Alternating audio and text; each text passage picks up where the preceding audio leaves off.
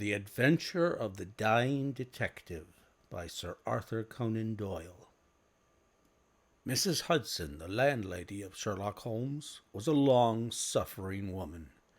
Not only was her first-floor flat invaded at all hours by throngs of singular and often undesirable characters, but her remarkable lodger showed an eccentricity and irregularity in his life which must have sorely tried her patience.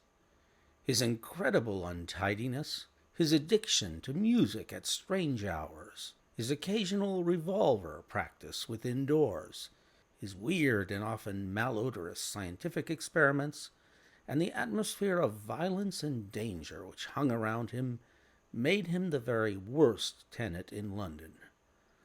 On the other hand, his payments were princely.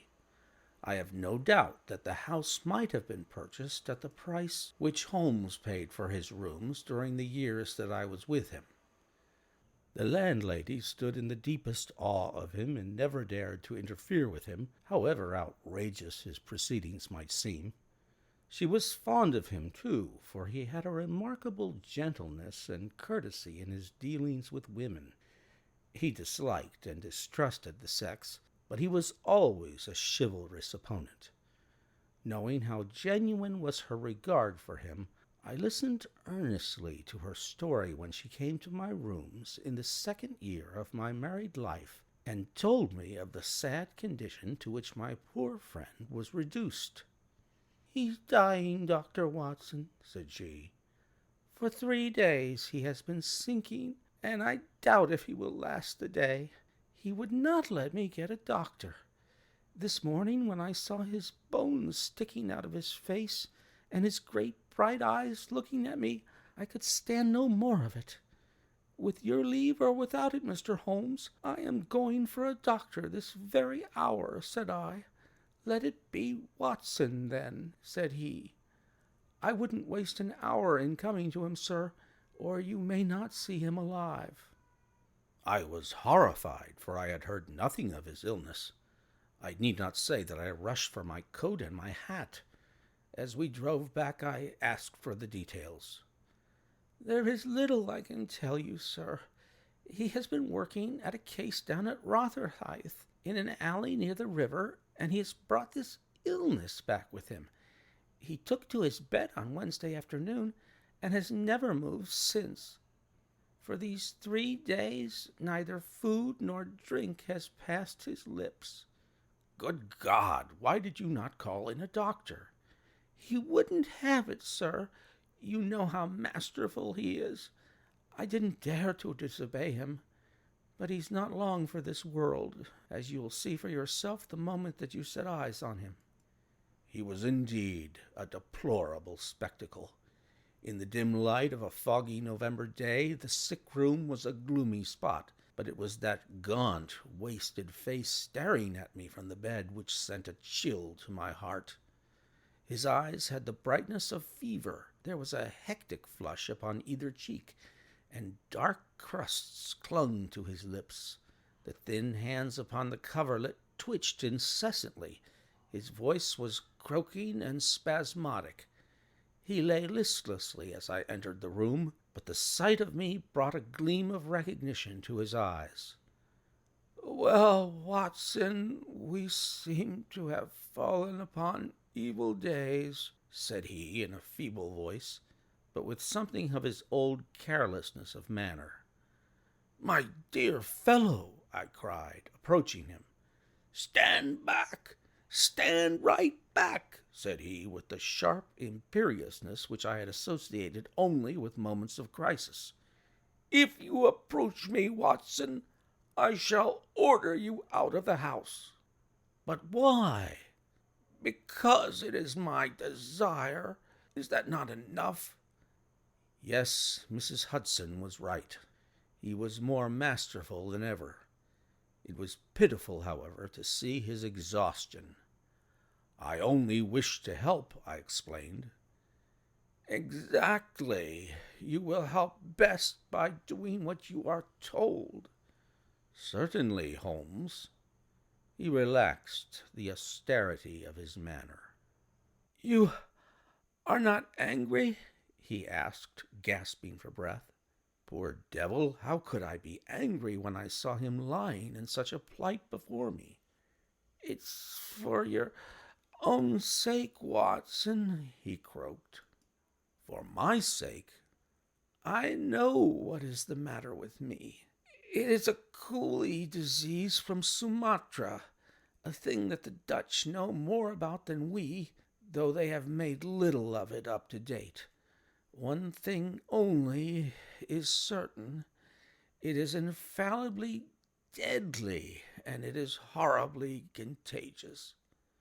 He spoke now with a feverish energy, the long hands twitching and jerking as he motioned me away. "Contagious by touch, Watson. That's it, by touch. Keep your distance, and all is well." Good heavens, Holmes, do you suppose that such a consideration weighs with me of an instant? It would not affect me in the case of a stranger. Do you imagine it would prevent me from doing my duty to so old a friend? Again I advanced, but he repulsed me with a look of furious anger. "If you will stand there, I will talk. If you do not, you must leave the room." I have so deep a respect for the extraordinary qualities of Holmes that I have always deferred to his wishes, even when I least understood them. But now all my professional instincts were aroused. Let him be my master elsewhere. I, at least, was his in a sick room. "Holmes," said I, "you are not yourself. A sick man is but a child, and so I will treat you. Whether you like it or not, I will examine your symptoms and treat you for them." He looked at me with venomous eyes. "If I am to have a doctor, whether I will or not, let me at least have someone in whom I have confidence," said he. "Then you have none in me?" "In your friendship, certainly. But facts are facts, Watson. And after all, you are only a general practitioner with very limited experience and mediocre qualifications. It is painful to have to say these things, but you leave me no choice." I was bitterly hurt. Such a remark is unworthy of you, Holmes. It shows me very clearly the state of your own nerves. But if you have no confidence in me, I would not intrude my services. Let me bring Sir Jasper Peake or Penrose Fisher, or any of the best men in London. But someone you must have, and that is final. If you think that I am going to stand here and see you die without either helping you myself or bringing anyone else to help you, then you have mistaken your man." "You mean well, Watson," said the sick man with something between a sob and a groan. "Shall I demonstrate your ignorance? What do you know, pray, of Tapanuli fever? What do you know of the Black Formosa corruption?" "I have never heard of either." "There are many problems of disease, many strange pathological possibilities in the East, Watson." He paused after each sentence to collect his failing strength. "I have learned so much during some recent researches which have a medico-criminal aspect. It was in the course of them that I contracted this complaint. You can do nothing." "Possibly not. But I happen to know that Dr. Ainstree, the greatest living authority upon tropical disease, is now in London. All remonstrance is useless, Holmes. I am going this instant to fetch him." I turned resolutely to the door. Never have I had such a shock. In an instant, with a tiger's spring, the dying man had intercepted me. I heard the sharp snap of a twisted key. The next moment he had staggered back to his bed, exhausted and panting after his one tremendous outflame of energy. "You won't take the key from me by force, Watson. I've got you, my friend. Here you are, and here you will stay until I will otherwise. But I'll humor you. All this in little gasps, with terrible struggles for breath in between. You've only my own good at heart. Of course, I know that very well.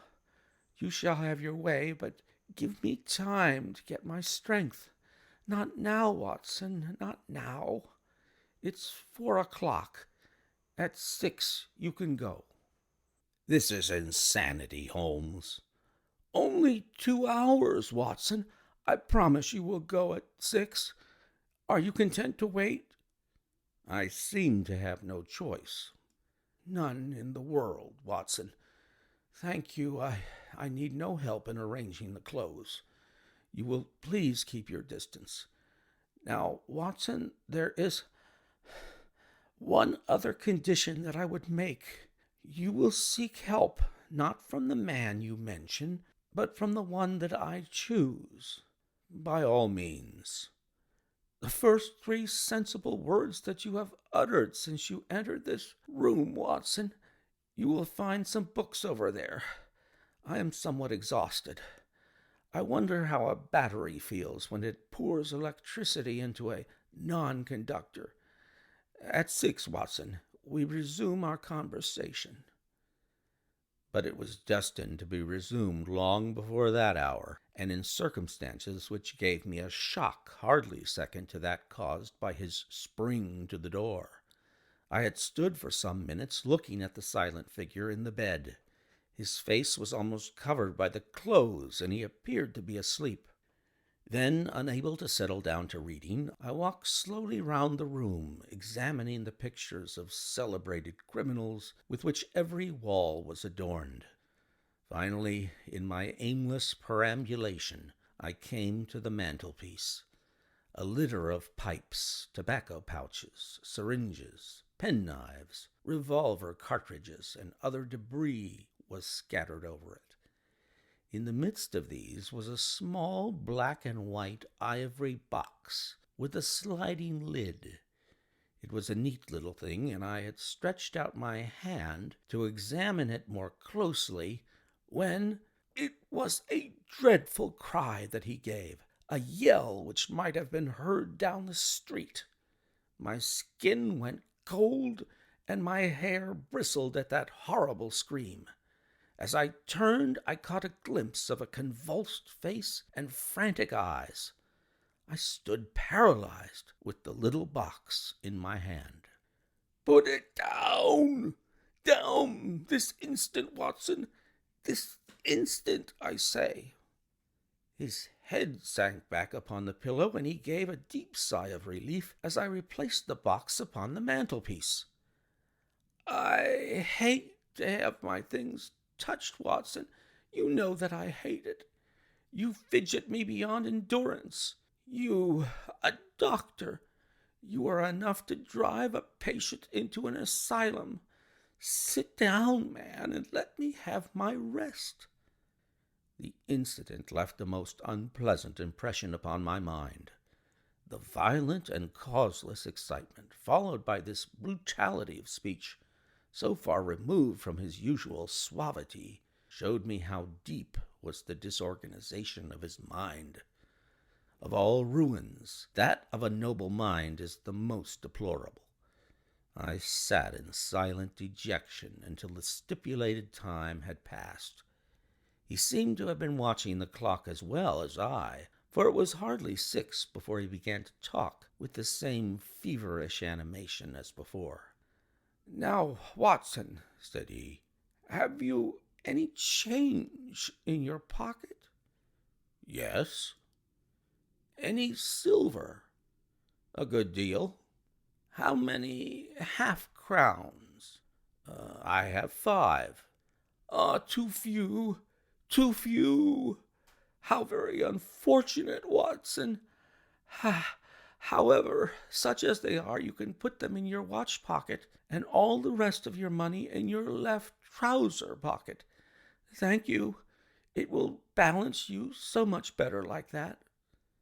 This was raving insanity. He shuddered and again made a sound between a cough and a sob. "You will now Light the gas, Watson, but you will be very careful that not for one instant shall it be more than half on. I implore you to be careful, Watson. Thank you. That is excellent. No, you need not draw the blind. Now, you will have the kindness to place some letters and papers upon this table within my reach. Thank you. Now, some of that litter from the mantelpiece. Excellent, Watson. There is a sugar tongs there. Kindly raise that small ivory box with its assistance. Place it here among the papers. Good. You can now go and fetch Mr. Culverton Smith of 13 Lower Burke Street. To tell the truth, my desire to fetch a doctor had somewhat weakened, for poor Holmes was so obviously delirious that it seemed dangerous to leave him. However, he was as eager now to consult the person named as he had been obstinate in refusing. "I never heard the name," said I. "Possibly not, my good Watson. It may surprise you to know that the man upon earth who is best versed in this disease is not a medical man, but a planter. Mr. Culverton Smith is a well-known resident of Sumatra, now visiting London. An outbreak of the disease upon his plantation, which was distant from medical aid, caused him to study it himself, with some rather far-reaching consequences. He is a very methodical person, and I did not desire you to start before 6, because I was well aware that you would not find him in his study. If you could persuade him to come here and give us the benefit of his unique experience of this disease, the investigation of which has been his dearest hobby, I cannot doubt that he could help me." I gave Holmes' remarks as a consecutive whole, and will not attempt to indicate how they were interrupted by gaspings for breath and those clutching of his hands which indicated the pain from which he was suffering. His appearance had changed for the worse during the few hours that I had been with him. Those hectic spots were more pronounced. The eyes shone more brightly out of darker hollows, and a cold sweat glimmered upon his brow. He still retained, however, the jaunty gallantry of his speech. To the last gasp, he would always be the master. "You will tell him exactly how you have left me," said he. "You will convey the very impression which is in your own mind. A dying man, a dying and delirious man. Indeed, I cannot think why the whole bed of the ocean is not one solid mass of oysters, so prolific the creatures seem. Ah, I am wandering. Strange how the brain controls the brain. What was I saying, Watson?" "My directions for Mr. Culverton Smith." Yes, I remember. My life depends upon it. Plead with him, Watson. There is no good feeling between us. His nephew, Watson, I had suspicions of foul play, and I allowed him to see it. The boy died horribly. He has a grudge against me. You will soften him, Watson. Beg him, pray him. Get him here by any means. He can save me. Only he. I will bring him in a cab if I have to carry him down to it. You will do nothing of the sort. You will persuade him to come, and then you will return in front of him. Make any excuse so as not to come with him. Don't forget, Watson, you won't fail me. You never did fail me. No doubt there are natural enemies which limit the increase of the creatures. You and I, Watson, we have done our part. Shall the world, then, be overrun by oysters? No, No, horrible. You'll convey all that is in your mind? I left him full of the image of this magnificent intellect, babbling like a foolish child. He had handed me the key, and with a happy thought, I took it with me lest he should lock himself in. Mrs. Hudson was waiting, trembling and weeping in the passage.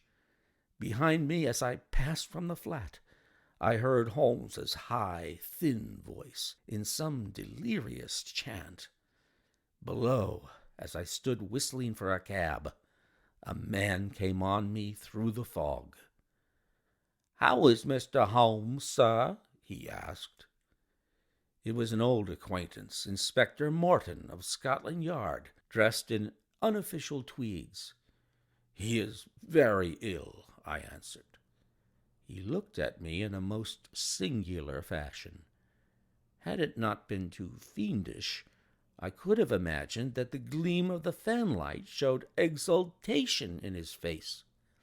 "I heard some rumor of it," said he. The cab had driven up, and I left him. Lower Burke Street proved to be a line of fine houses lying in the vague borderland between Notting Hill and Kensington. The particular one at which my cabman pulled up had an air of smug and demure respectability in its old-fashioned iron railings, its massive folding door, and its shining brasswork. All was in keeping with a solemn butler who appeared framed in the pink radiance of a tinted electrical light behind him. "Yes, Mr. Culverton Smith is in. Dr. Watson. Very good, sir. I will take up your card."